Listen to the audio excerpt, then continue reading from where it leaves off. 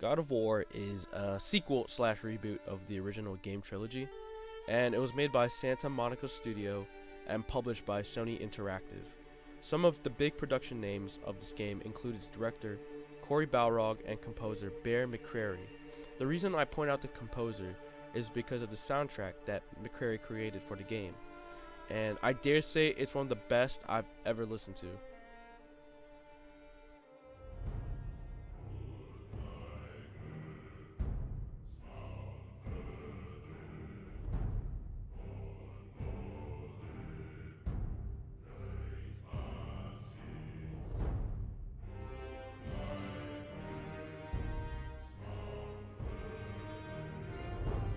The song you just heard is Overture by Bear McCreary and is the main theme of God of War.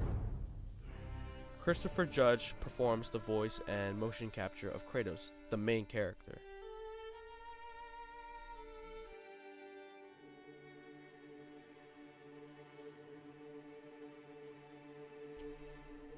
To understand the God of War franchise, you must know its character, Kratos.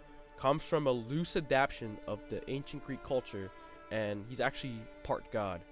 By the time of this reboot, Kratos has migrated from Greek mythology to Norse mythology, where the game takes its aesthetics and inspirations from. The beginning setting of the game is a huge forest, surrounded by snowy mountains and ruins from an older time. The enemies of this game are sprinkled in tales of Norse mythology, such as Draugrs, lycanthropes, trolls, the Valkyries of legend, and maybe even some Norse gods. The game scatters different forms of architecture from different realms, including Midgard, the Earth realm, Alfheim, the home of elves, and many more for you to survive through.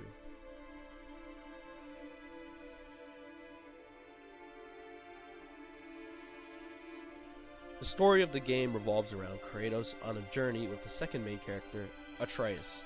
Atreus is the son of Kratos and is only a boy. He's brash and naive, but most importantly, he feels alone, but he wants to impress his father.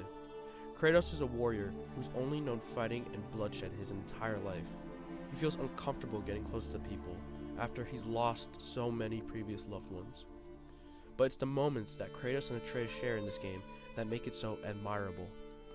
The reluctant parent is not an uncommon theme, but seeing this monster-punching dude attempt to teach his son how to be a better warrior through instruction and control and maturity fleshes out both characters. It lets you connect with them on their journey. Their journey, by the way, is to bring the ashes of Kratos' wife and Atreus' mother to the highest peak before the Nine Realms, which was her final wish when she passes away.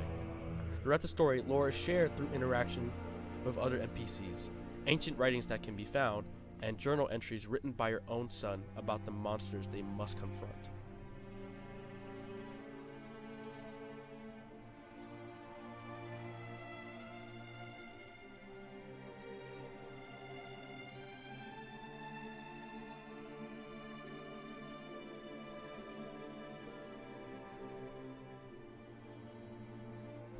The mechanics. Movement in this game shines during combat movement. Kratos battles monsters of old with his battle axe, shield, and even his bare fist. Players have to be strategic with combat. If you simply keep swinging at monsters, you're gonna get demolished. Dodging at the right time is necessary to survive encounters, and ranged combat is key to surviving tougher opponents. Your battle axe can be thrown at enemies, then recalled. While you're fighting enemies, you can direct Atreus to shoot threats to keep them distracted. Comboing your attacks will make you a much better fighter. Beyond combat, interaction with the environment and quick time events are required to conquer and traverse through certain areas. The puzzles in this game, while scattered, reveal more about the environment and are solvable through the skills you've obtained. And the boss battles are like this. And they'll make you feel like that. I just don't want to spoil too much.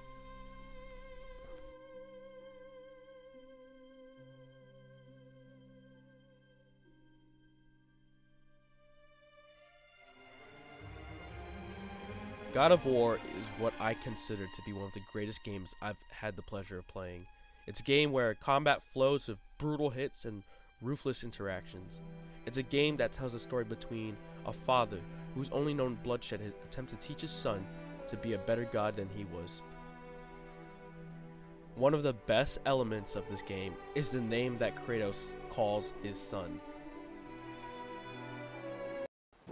Boy, this way, boy. Slow down, boy. We do what we please, boy.